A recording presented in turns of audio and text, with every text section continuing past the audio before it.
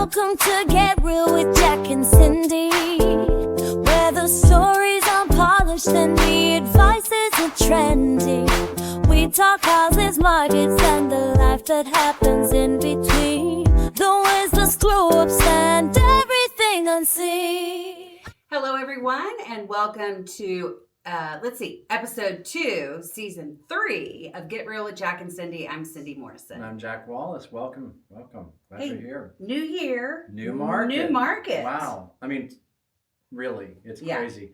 You know, I don't know, did you have open house this weekend? We always have open houses. I always have. Yeah. And they were really busy. It was, I had people in line basically for mine. It was great. And it was one I'd had open quite a bit and I'd had traffic before. So, but yeah, it was great. And there's definitely a different attitude. For sure. Yeah, I think the buyers are in a different place than they've been. Because my open houses really have been crickets.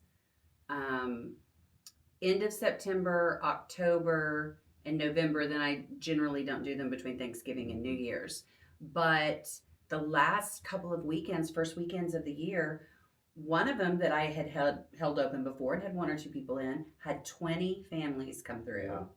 I mean, definitely I buyers. That's about the number I had. Yeah. I mean, yeah, it was a midtown, nice property, but yeah, that's a lot for people who don't know. That's a lot. That is a lot, especially 2025. I mean, I had one that had 60 families come through, but it was we only had one open house, and it was a very sought after property. So that was the anomaly of the entire 2025. But we're on track, I think, to have some of the busiest open houses we've had in a couple of years. Yeah, and I think there's definitely, we've had the movement in the interest rates. I mean, they've come down quite a bit, lowest in a long time. Yeah, and then also we have another factor that is very interesting. We now have more people that have mortgages over 6% than we have people with mortgages at 3% and under. And if you First time in remember, a while. we talked about that a lot last year. People felt like they were kind of handcuffed to their house because they had an interest rate 3%, over or under a bit, and thinking of going to a 7% interest rate home was a big pill to swallow. Right. So now when you've got interest rates hovering between the 5.9 and a 6.1 or 6.2, like that makes it in a comfort zone for people that already have a 6 to go horizontally across. And so and then also the people that have 3 in that range, their equity has gotten so much bigger that some of those people can pull the equity out and then buy down points and get a little bit more competitive. So, and then necessity, there's just people. And people are have tired been sitting of waiting for a long time. Yeah. And they've got bigger families or smaller families or a death or a divorce. I mean, like all those factors on top of it. What is it? Death, divorce, diamonds. Seems like there's 4 or 5 of them. Disaster. Yeah. I mean, and a lot of times people move just because they want to, but generally it is upsizing because they have a bigger family, downsizing because the kids moved out, you got married, or there was a death or a divorce. And I feel like, I think we've definitely gotten into a zone where it used to be people moved a lot more just because they wanted to. I do feel like now it is motivated by necessity, need, more than it is by just desire. Yeah. Now, I think we're going to start seeing some people coming down. That's the other thing no one talks about is that some people bought really big houses more than they needed because the interest could rates at were 3%. lower. And so but now that everything is skyrocketed in insurance and in healthcare, I mean, all of the monthlies have gone up. Some of those people are really struggling, even though they have a big house and their payment is good. They may want to get the same payment for a smaller house in order to not have to pay the utilities, the insurance, the taxes, that we're starting to see that shift around a little bit too. I've seen that quite a bit, but I've also seen the exact opposite. People who decided interest rates were really low, it's time for me to downsize, and they downsized too much. Small. Yeah. And now they're like, oh, we have no place for the grandkids to come stay or the family to have Thanksgiving dinner. So I'm seeing a lot of people who bought during those interest rates, yes, wanting to go smaller in a less expensive house, but I also see people who downsize too much, wanting to go a little bit bigger to truly accommodate their downsize. And I think that gets into the whole idea too of what's available, and inventories have been very low because so few people have been willing to let go of their property because of the interest rates and because they're happy with their payment monthly, honestly. And so now people are starting to break through a little bit on that. I think people are starting to see that there are buyers back out there. So some buyers or sellers are saying, maybe I do want to, put the house on the market. We're starting to see that, but it's also interesting because it feels like there's two markets within one market. Agreed. There's the market that you can't keep it, and there's the market where you can't seem to get rid of it. You know what I mean? Like, and I think that really that isn't the case. I think that there's people that are holding on to. I think they're holding on to something because they have in their head that this is what they should get for it. And we always say we bring the house to the market, and the market brings the price. So let's say that one more time. We bring the house to the market, but the market brings the price. In other words, we can come up with all kinds, and I'm a geek when it comes to pricing and trying to figure out pricing. But at the end of the day, you put it out there, and whatever the market's going to bear is what the market's going to bear. So a lot of people take that principle as, well, I better not leave any money on the table. Right. So let's put it a lot higher, which is kind of an old school way of doing it. I mean, we kind of grew up with that, to right? negotiate down. Yeah, and that was kind of, people did that. But it's interesting. It's like we live in a very polite area, it seems like, and people don't want to insult people. Exactly. And so it's like, it is hard to get people, and I've had sellers say, well, why didn't somebody bring an offer then? But what's funny, then they do, and they're so insulted. Yeah. But I think there's so few people anymore that really want to do that you're almost, with your pricing, you're almost pre-negotiating. No, you're not almost. You are pre-negotiating. Yes. You are saying, okay, I hear you. What about this price? Okay, so just so you know, today we're going to talk about hot topics, and that is one of our hot topics is wait and see what happens pricing. Oh, I jumped ahead. I'm sorry. You're okay. Hey, yeah. This is how we do it. Yeah. This is how we do it. But I think that is what's driving the different market, because I Yes. think people are seeing it, and I think some people are really frustrated because they're sitting on listings that have been around for a long time going, well, everybody else is saying that they're having great luck. Why isn't my house? Right. So your house has been on the market for a while, and so the days on market is a bit of a problem. Some people go, well, what's wrong with it when it's days on market? I don't think that's as big of a problem as it used to be. Agreed. Because I think people understand the market has been tough. But if you've been at the same price and the market around you has shifted, when you listed your house, maybe you were looking at comps from 6 months ago, a year and a half ago. So think about that. If you priced your house at a year and a half ago with comps for the previous 6 months, you're looking at 2-year-old house prices. Which no one has done ever. I mean, like, you wouldn't do that if we had not had COVID, you wouldn't look 2 years back to get the comps for a house. So why would you do that now? Right. And so really, truly, people are living in the past, and it's showing up because they are holding on, and it's hard. I get it. It's hard, especially, if you paid during COVID, there were bidding wars. There were all kinds of things going on. People weren't doing repairs. Because people just wanted houses, and they were available at that point. And so now, maybe some people paid too much. Maybe the market shifted underneath them a little bit. And so to always think that in Tulsa you're going to get that 3%, we used to always be kind of, you could clockwork it. 3 to 5% a year was going to be your how you're going to appreciate. You would appreciate. Yeah. And it was kind of frustrating for people because they're coming from like California where things can go 20-30% in a year. So we did have a jump during COVID. We did. But now it seems like we've decelerated. We're holding, but we've decelerated in that, accelerated appreciation.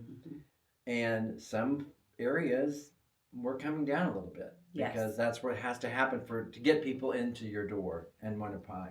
And, when we talk about, let's price it and see what happens type of market, people are looking at that old data from COVID. They do have an inflated idea of what their house is worth. Here's the problem with, let's see what happens when we price a house is, those first 30 days are really crucial. And we've talked about this before on the podcast. That market continues to turn over and turn over and turn over. So, but still, if you can capture someone in those first 30 days, that's ideal. So if you priced it too high and people have already written you off because they're polite, they're generally not going to come give a lowball offer. They won't even come look at your house. Now you've lost that time on market and have increased your days on market, and we're going to have to lower that price anyway. Believe me, no real estate agent wants you to leave money on the table, ever. Yeah.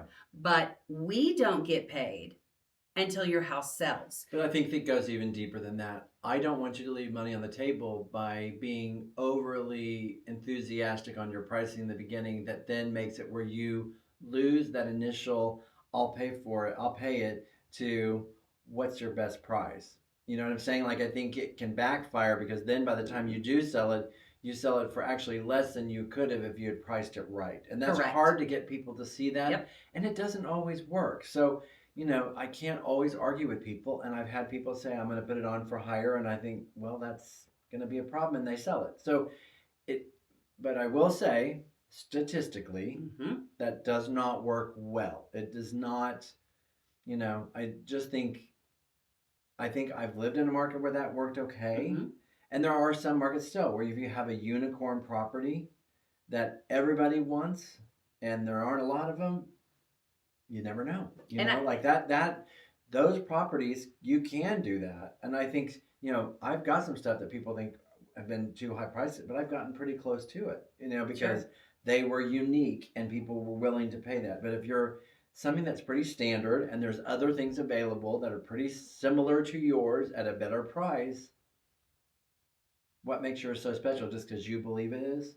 I did have one in 2025 that was in a particular area of Midtown. There was nothing else for sale. It had some very unique properties. So I felt like we could dangle the carrot a little higher to see. It didn't sell for that, but very rarely it was worth it on that particular property. It was. And I think that's what I want to make sure people hear. It's not like we're saying always. I think there's this tendency to think that real estate agents are just trying to get you to put the lowest price to get the quickest sell. Like I am not a fan. I know I'm going to get killed for this. I know everyone's. I'll protect you. I know everyone's really big on that. I sold it in this many days. I'm not as big on that. I think you want to get it sold in a timely fashion, but if I sell it really, really quick, I don't know. Sometimes that might be that the price was a little bit. You know, like I think pricing is a very tricky thing. I think it's a tricky thing, and I think you don't want to give it away. And there's some markets where you might want to put it to entice a bidding war. And there's some markets where you might go, I want to be right on the dot. So people go, they know what they got. That's what I want. I'm going to take it. Right. And there's some where you might want to do that little like unicorn, what makes it unique and what makes it special, you know, but it's like. Rarely. Yeah. But I mean, like, same with like a Louis Vuitton or a Gucci, or why do you could say that a Birkin bag is a leather bag. But to somebody, it's a really, really special leather bag. I preferred the Amazon knockoff. Right. That's my point. So the majority of people are not going to pay, but there are those people that will. So I think, luxury, and there are some different rules with luxury, but in the same respect, what used to be luxury is kind of just somewhat normal now. A lot of times I'll hear sellers say, I want to do this, price it high, and we'll see what happens pricing, because they say it's a seller's market. It is no longer a seller's market whatsoever. Do you think it's a buyer's market? For a long time. Yeah, since COVID, probably 23 maybe? No, when you have, there are seller markets within our market. Again, we have multiple markets going on. And there are some areas that are hot, and everybody wants in there and there's nothing for sale. So yeah, that is a seller market. But if I'm having a hard time finding comps for a house for the last 6 months because nothing has sold, that is not a seller's market. Right. So if I have a hard time pricing your house for what you want it for, you are not in a seller's market. Mm-hmm. If it's a house that I can go, we could price it high or we could price it low because I can pull it from either direction and I can find it. Mm-hmm. That tends to be more of a seller's market, right? Mm-hmm. Because there are those people that are willing to pay higher, and then there are people that can get things, but you got to know what a seller's market actually is. And somebody on TV saying that in another country or another city it's a seller's market does not reflect on what's happening in Tulsa, Exactly, or Sand Springs or Sapulpa. Like every market is a little different, a little, and so yeah. So I feel like in some ways we've become very sophisticated as a market of people, and that's helpful for us. Mm-hmm. But in some ways, it's a hindrance because they hear one soundbite and then they're convinced that that is, and people take the soundbite that makes the most sense for what they want, Mm-hmm.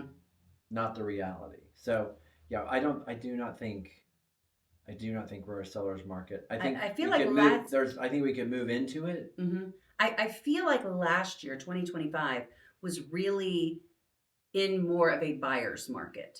And I feel like now 2026 just feels the way we've started out a little more balanced, a little more negotiation Feels like between a normal, the two more parties. of a normal market. Yes. And a normal market is really not particularly one Normal? or the other. Well, What it's is not really, normal? it's like Goldilocks, right? It's right in the middle because you've got enough inventory and enough demand to where things are sort of on the playing field. And actually, honestly, that's what we need. Mm-hmm. We really want to get to more of a balanced market because Yes. that is, both of us have a passion for younger people getting homes. Mm-hmm. And right now, it is very difficult. Now, Tulsa is easier. And that's one thing, if you're listening from any other city, you might want to look at Tulsa because we do have a younger first time home buyer age group here because they can afford it, which I think why a lot of people are coming here, entrepreneurs at a younger age and buying houses. The Tulsa Remote program is huge, Yeah. where Tulsa Remote will give you $10,000 for running your business or whatever you do if you can do it remotely from Tulsa, and our average house price is around $250,000. So that is much more affordable than if you are looking in Dallas or Kansas City, just about anywhere else. Yeah. So I think that we're definitely on the cusp of being one of the most affordable and kind of upwardly mobile cities in that direction. So at the moment, who knows how that could go either way. But point being, right now, I feel like we're still in a place where it is difficult for younger people to afford to get into the market. And so the market balancing out will help with that. Agreed. All right, so that's our first topic. Our second topic is new year, new buyers. Oh, yeah. Yeah. Buyers are different this year. I'm already seeing it at open houses, contracts coming in. Yeah. You know what? There just seems to be more joy. Uh-huh. Like it just kind of it was such an interesting time because it almost kind of felt like people were kind of like, even the buyers usually are kind of enthusiastic about what they want to buy. It was kind of like, we can't find what we want and everything's so expensive. And now it seems like there's a different energy. Like people are seeing things they like. They're going, I could afford that. That payment makes sense. So yeah, I feel like there's a renewed energy and a renewed interest, but they are much more savvy. Definitely more savvy. And where we saw in 2026, people backing out of contracts a lot, that excitement this year of putting a contract on a house and wanting to see it through is a different attitude than we saw last year. Now, and let's go backward a little bit because that, I think we did have we had record backouts on deals. I think it's important. Let's explore why that was. Okay. I think that it was a multiple factor situation. I think it was that the houses, like we had talked about before, when people would they would get inspections or they wouldn't get inspections. They wouldn't do repairs during COVID. So the houses didn't get those repairs. People said they would do them when they bought it. They didn't. Mm-hmm. And so then when they go to sell it 2, 3, 4 years later, almost 5 years later, then those repairs have gotten worse. Mm-hmm. They weren't addressed. And then people were like, I don't want to take this on. Right. And so people were sort of freaked out by the amount of issues that were there, or the seller was like, well, I didn't fix it when I bought it, so I'm not going to fix it now. Well, that's not going to happen. So I think that was a big part of it, because it was always around repairs typically that things would fall apart. Mm-hmm. The other thing was people would get to where they would see what their actual payment was when they would put in their insurance and their taxes and the interest rate, and it was like, wait a minute, this is higher by like, so much money a month. I can't do this, and it freaked people out. So I think, and rightfully so. And it's kind of hard to see that because, and I had that on 2 deals last year, because when buyers put in a contract, they're given a cost to buyer sheet, right, that shows you how much you need to bring to closing, how much all of this is going to cost you. But I don't think they broke it down necessarily into the monthly cost. Well, not to mention that most people were going off of home insurance from what used to be $1,000 is now $3,000, and property tax. And property tax is now. I mean, like, so you put all that together and then you divide it by 12, and suddenly, a little bit here and a little bit there makes a big difference. And it's even like they didn't renew the ACA assistance for health insurance. Mm-hmm. So like a lot of people are now going to be paying $300, $400, $500, $1,000 more a month for health insurance or forgoing health insurance. Wherever you feel about that is what you feel about it. That's just reality. I'm not trying to make a statement about that. I'm just saying that's a reality. And so that money used to go towards housing, or now people are like, I can't do that. So I think everyone has had to have sort of like a little bit of a reckoning of Mm-hmm. what's really affordable for them. And I think we dealt with that a lot last year, but I feel like now things are a little bit more known. Yes. So know that, it's not the, blindfold of justice. When your buyers are coming through, they are educated. They are searching out, not only talking to their agent, but searching out things on AI so they can walk in and be so much better educated. Right. You think about like car buyers years and years and years ago. I mean, they just took what the dealership told them. Then it was Consumer Reports came out, so I'm a little more savvy. Then Google comes out, I'm a little more savvy. And now with AI, they really are coming in with probably the most knowledge possible. So as a seller, you're not going to be able to pull something over on a buyer like in years past. And I think that people are coming in knowing what they can afford and what they can't afford. And so a lot of times the seller thinks, well, they'll give us this much more. They may not. Mm-hmm. That may be the best they can do, and they know, and they'll walk, because I don't want that to be any more than this, because this is what works for me. And monthly, and it really comes down to that. So I think that's a big part of it. And then back to the repairs for sellers. You have to remember, like, a lot of times this is heartbreaking, because the roof thing is we've talked about it. You're tired of hearing about it, I'm sure, but the roof thing is a huge issue because it's very expensive. I mean, the materials have gone way up, the labor's gone up, and that's just the way it is.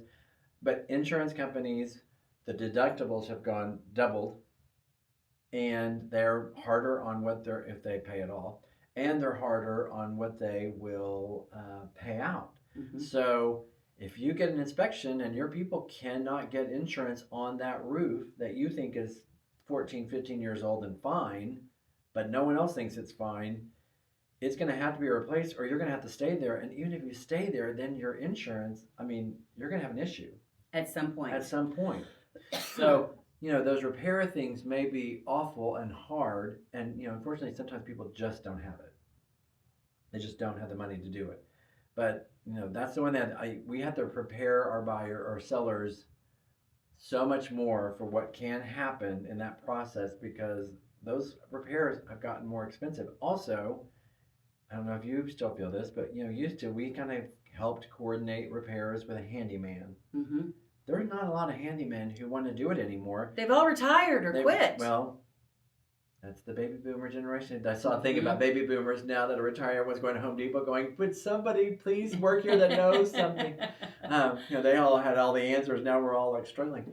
No, the insurance doesn't work, and then people use them to get pricing, and then would say, and they're thinking, well, I'll do all this for this amount of money, and then they go, well, I want the washer replaced and that, and I want this, and that's all I want. And then they're like, well, that doesn't work for me because I'm only going to come out and make $13, and you had me bid out a $3,000 job. Right. So like that carte blanche thing is different. So I think that's part of that too. But it's like, all that's more expensive, and then also negotiating whether the buyer just wants to do the repairs and figure out the credit for that. But then if you do it in any way that the lender finds out that they want them done, because they don't want to lend on something that, again, during COVID, people said they would fix stuff and they didn't.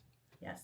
So we're in an interesting place with all that. I think that's going to continue to be the story of 2026. And if you have, regardless of whether you bought your house in COVID, if you have deferred maintenance, listen to me. If you have neglected your house. Meaning you haven't kept it up. Exactly. Somebody buying your house, they can't expect a new house because it's not a new house. But they do expect that regular maintenance, if it hasn't been done, will be done. So just know when you get that TRR, which stands for treatment, repair, and replace, and all of that is a negotiation of what the sellers will and won't do, having the deferred maintenance on there that they want that done before they move in is not a unicorn ask. To me, that's pretty basic. On the other side of that, the flip side of that is you have a brand new roof. Great.